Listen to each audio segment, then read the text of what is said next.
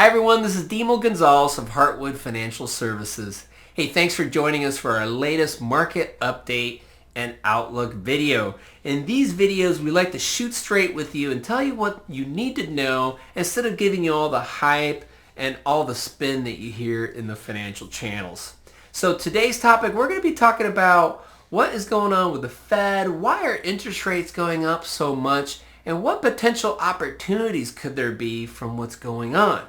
So let's get right into it.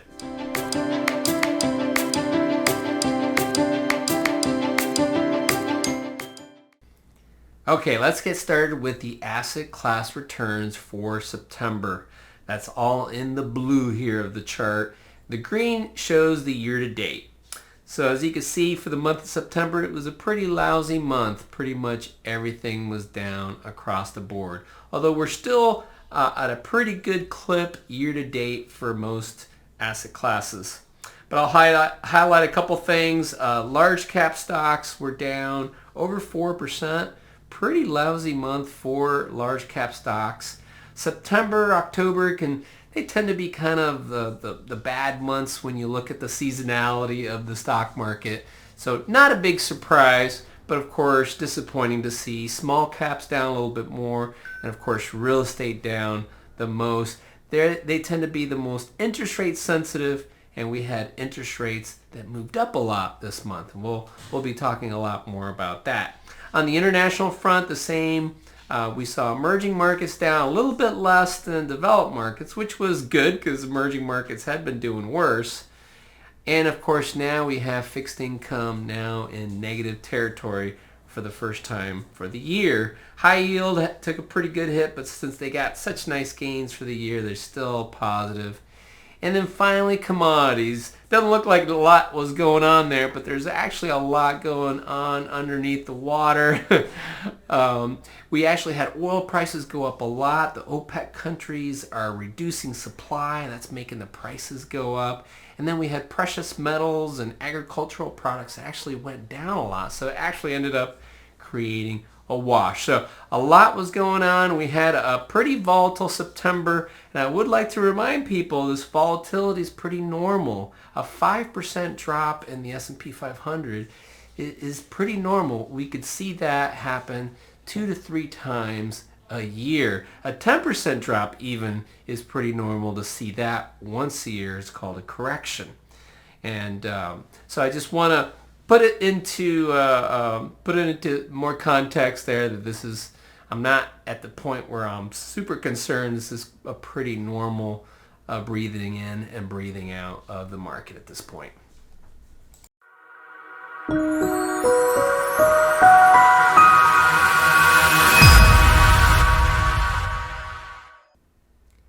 All right, the big event for the month of September was the Fed meeting. And they had what's called a hawkish pause. Yeah, it sounds kind of like an oxymoron, doesn't it? But basically that means that they're still being aggressive, but they actually paused. They didn't raise interest rates. So that was a positive sign. But what was negative was the future rate cuts that were kind of projected. As you can see here in the teal color, the market expected all these rate cuts over the next couple years. And now the Fed's saying, well, not so fast. We're still not sure about inflation. We still think there could be another rate hike before the end of the year. That's why the blue goes up to 5.6 versus 5.38. And then we're also seeing that we won't cut rates as much later on in 2024 and in 2025. And that was a big disappointment for the market. The market was expecting them to maybe be, to maybe pause, but maybe keep that dot plot, what it's called, the same, but they actually bumped it up. Part of what they were saying is they actually thought the economy looked a little better, but of course they're still concerned about inflation. And so this is when we saw the biggest moves in the bond market, which we're going to talk more about here in a little bit. We saw rates really start to go up after this Fed decision. All right, and as always, a quick inflation update. The PCE core inflation, which is actually the number that calculates inflation that the Fed focuses on the most. That's why I call this one the Fed's favorite inflation figure. It's called the PCE core inflation. So they're sifting out oil prices, which are very volatile, and food. So it's just the other components. Only rose 0.1% in August. This is actually the smallest gain that we've seen since 2020. And so this is actually a very good sign. If you annualize that, we're looking at under 2%, which is where the Fed wants to be. So it seems like we are on track. When the Fed says they want to get to 2%, they're talking about this number. And so it looks like we are on track. Unfortunately, when you look at the headline number, the one that includes food and energy, unfortunately that number is still pretty high, and it went up a little bit more than expected. And the market's kind of reacting to that. But I want to point out that the core inflation actually went down. And again, this is what the Fed is focusing on the most. All right, and then the last part of the update that I want to highlight is interest rates have been going up. And you saw what kind of effect that's been having on stocks and bonds when we were talking about the asset class returns. So the 10-year Treasury yield hit 4.8%. That's the highest we've seen it in about 16 years. So what is going on? Now, I know there's a lot of stuff in the news that they talk about. The U.S. Treasury is issuing tons of new supply, and that is true. They are issuing a lot of supply. Remember when we had that shutdown or potential shutdown? We spent down a lot of money that we had kind of in our reserves because we weren't issuing new debt. That's what happens when things got shut down. And now we have to make up for a lot of that. And on top of that, we are running pretty big deficits. So there is a lot of new supply that's out there. I wouldn't say that it's anything crazy, but it's definitely a number that is having an effect. The other thing is that the economy is actually doing really good. Unemployment is still really low. Just this morning, we had a number for unemployment that was way above what people were expecting, over 300,000 new jobs. And so when the economy is strong, there's not a lot of demand for bonds. People rather put their money in stocks and things like that. And so that's what's been bringing bond prices down, which makes the yields go up. And then quantitative tightening. This one can get real wonky, so I'll keep this brief. The Fed had been buying bonds to reduce the interest rates over the pandemic and through the great financial crisis and beyond. They've been doing this for a while, and they're trying to get things back to normal by not having as many bonds on their balance sheet. So they're selling them. They're selling like $90 billion every month.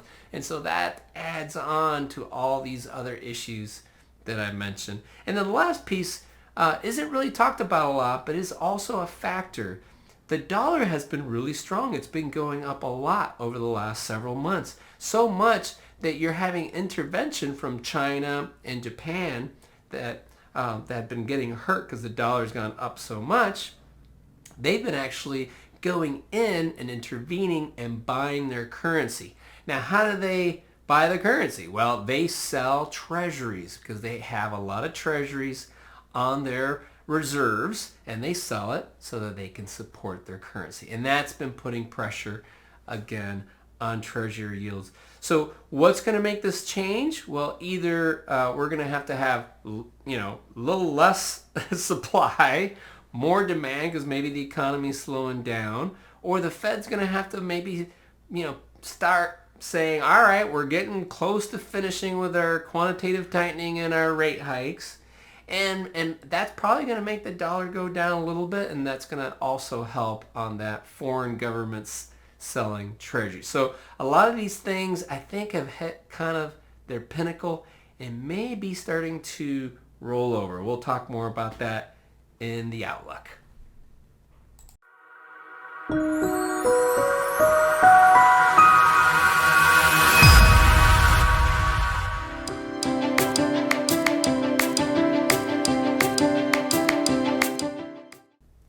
All right, so let's get into the market outlook. Now, the big question that is on everybody's mind right now is, are we going to have a recession or not? What is going on? Is there a soft landing, a no landing, or a hard landing? And so I've been doing more and more reading about the possibility of this rolling recession. And we talked about it last month in the update, where parts of the market do good and other parts of the market do bad, and then they kind of reverse. And so we never really have all parts of the economy doing poorly or doing well at the same time. So it's kind of called this rolling recession. And I'll show you what I mean. And so I'm starting to buy into this potential concept here. So the U.S. ISM manufacturing PMI, this is a really big survey. I'm going to show you the cousin, which is the services PMI. And the manufacturing PMI has been negative. So when it's below 50, that means it's contracting. As you can see here, it's been in the doldrums for a while, but you're actually starting to see it tick up. The number that just came out recently ticked up to 49. So it's actually getting close to not being on a contraction. And so let's take a look at the services number. All right, now let's contrast that to the ISM Services PMI, which has actually been high in the positive 50%, which means that it's expanding. And it's starting to moderate a little bit. It was in the 54 range, now it's in the 53 range. And so it's interesting, you have the services number high coming down, and you got the manufacturing number low coming up. And this is, I think, the best illustration of the rolling recession. We're seeing manufacturing has been in a recession. It's finally kind of coming out, and services was really high, and it's starting to kind of get a little bit more back to a normal level. So there is a possibility that we're just kind of going through this rolling recession, and next year, instead of having a big recession or a mild recession, we could actually have a soft landing. I'm still in the 50-50 camp because there's still a lot of things out there that make me a little bit anxious, like we just talked about with the interest rates. But there is definitely a probability that things could come into a soft landing. All right, so before we get into the implications, I want to describe to you the investment opportunity that we find ourselves in today because of what the Fed has done in hiking rates as aggressively as they have. So in this chart here, it shows what happens in different Fed rate hiking cycles. Okay, so these are the last several ones that we've had. And it shows what happens when we reach peak rates 12 months after that. And you've heard me talk about how I feel like we're getting pretty close, if not there, at peak interest rates with what the Fed is doing to try to slow down inflation.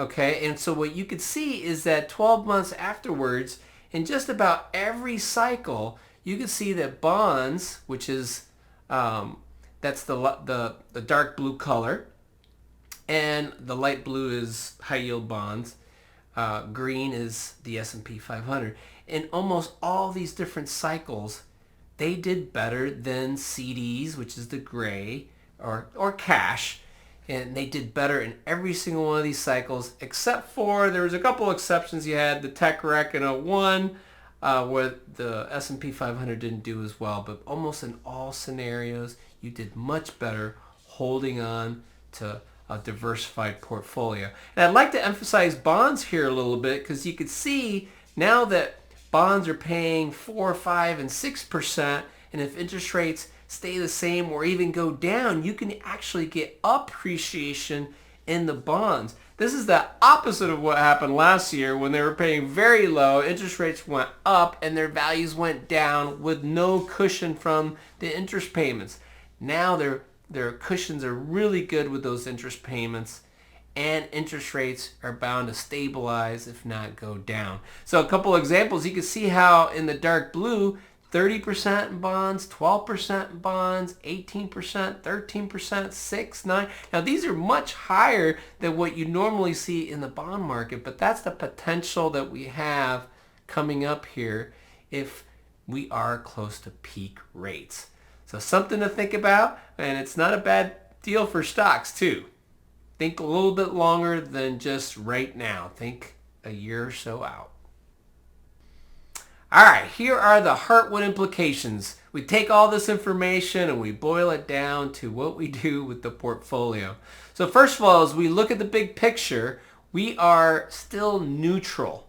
Okay, that means if you're 60% stocks, we're right at 60% stocks right now. So we're not sticking our necks out too far. And that served us very well in the first part of the year. A lot of people were very negative and underweighted stocks, and they missed out on a lot of the market returns.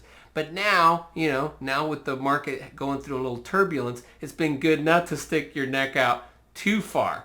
And so it looks like the neutral weighting has been a very good way to go so far for the year. And we've been doing a lot of rebalancing. So that entails selling stocks right now and buying bonds, which seems a little counterintuitive being that interest rates are going up. But again, we're being able to buy bonds at very attractive prices right now. In each one of these categories within stocks, since we still think that the risk of recession is still elevated, we're sticking to a more conservative strategy where we're going more high quality and large cap, reducing international and small cap. Although we could change that very quickly if we continue to see inflation go down and the Fed maybe change their tune. We'll have to see.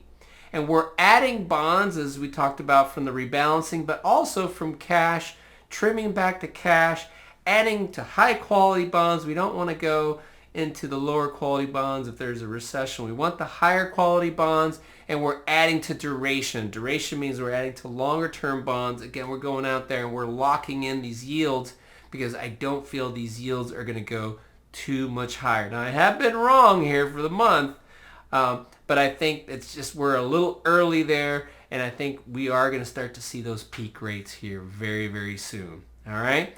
Well, thanks for watching, guys. I hope you enjoyed the video. I hope you found this helpful. Please reach out if you have any questions, or if you want to put in a little comment below or share this with your friends. That would be great too. But thanks again, and God bless.